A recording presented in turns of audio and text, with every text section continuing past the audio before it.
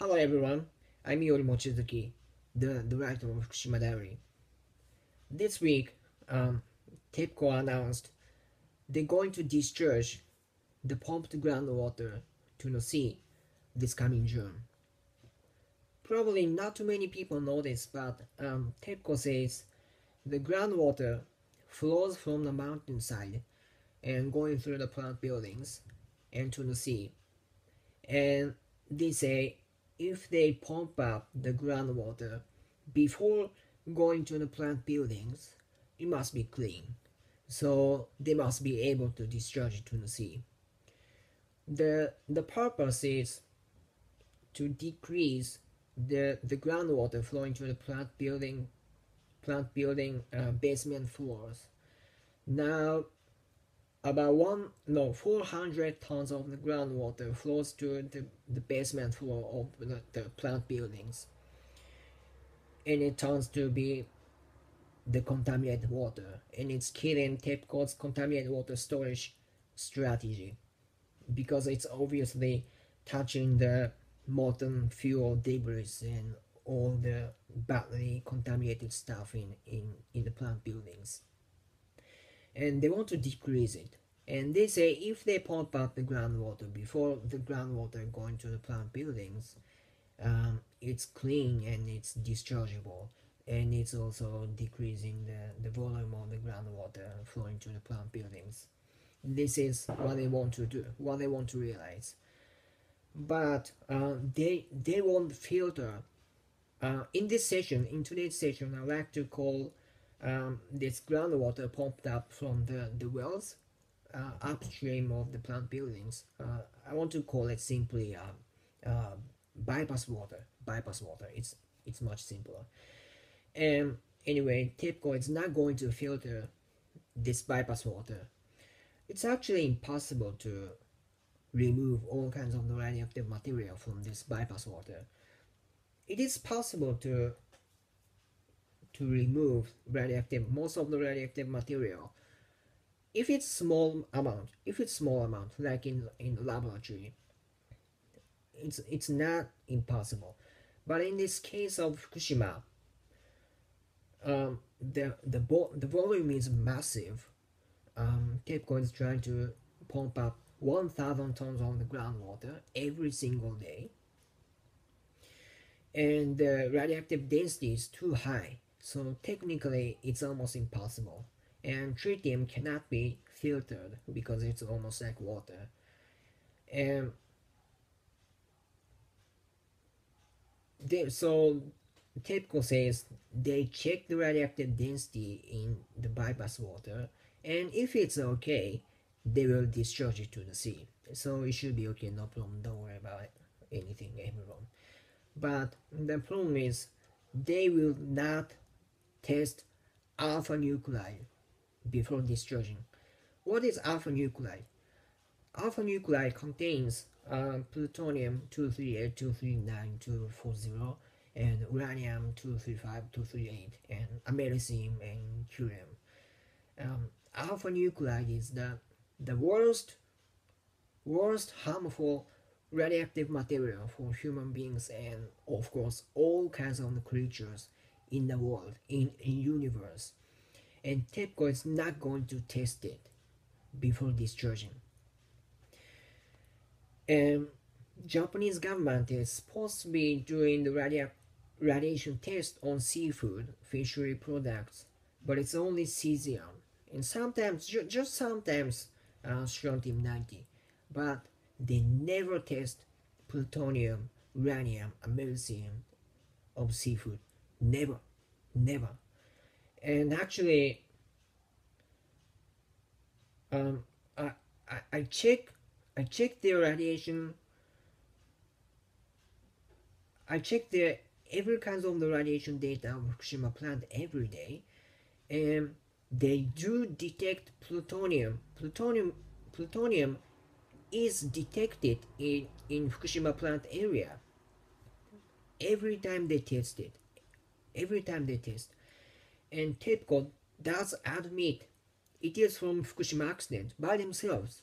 So they know that. They know this bypass water possibly, most likely, contains plutonium. They know that, but they don't test it. It's not supposed to exist, so they don't have to test. And we are not supposed to worry about that. And if they have anything like a cancer or anything, it's just because of the stress. So, in the simplest put, TEPCO is just washing plutonium and uranium and americium from the Fukushima plant area and washing it off to the sea. And all the seafood consumers in Japan and all the countries surrounding Pacific Ocean are going to take it into our body. This is what is going to happen this coming June. And this is not the end. Now TEPCO is trying to build a shielding wall on the seaside. I need to explain it a little bit. This is a little bit confusing. Last year, TEPCO built underground wall in the seaside of the plant area, but it's just a small version of the wall. Now what they're trying to build is much larger, and it's built in the seaside, in the sea, in Fukushima plant port. And the purpose is to stop groundwater from flowing to the sea, flowing to Fukushima port. But there's a side effect. The stopped groundwater is coming back to the plant area. It comes back. The stopped groundwater is coming back to the plant buildings and also the mountain areas where they pump up the bypass water. And until last year, TEPCO was saying, don't worry about that. We're going to pump it up around the plant buildings. But this year, they're slightly changing their tone, like saying they would pump up the groundwater if they can. On the background of this statement of changing their attitude, there is a serious shortage of the contaminated water storage. Now, already from 93 to 95% of the contaminated water storage facility is already full. And it takes 2 months to build one tank, and one tank can only stock 1,000 tons of the groundwater. And every single day, they have new 400 tons of contaminated water, which is groundwater flowing to the plant building basement floors. So they have no space to stock any additional groundwater. So if this seriously contaminated groundwater comes back to the bypass wells, the bypass water will contain it and will be discharged to the sea. It will just take it. This is the reality. And taking so much risk, in the most moderate put, this is almost meaningless. This is meaningless. Because it's water. Even if they pump up in the ground, the same amount of groundwater flows, it's gathered from around the area, from the surrounding areas. This is based on TEPCO's own simulation. This is not my personal idea or anything. This is TEPCO's own simulation and assumption. And again, TEPCO's own assumption,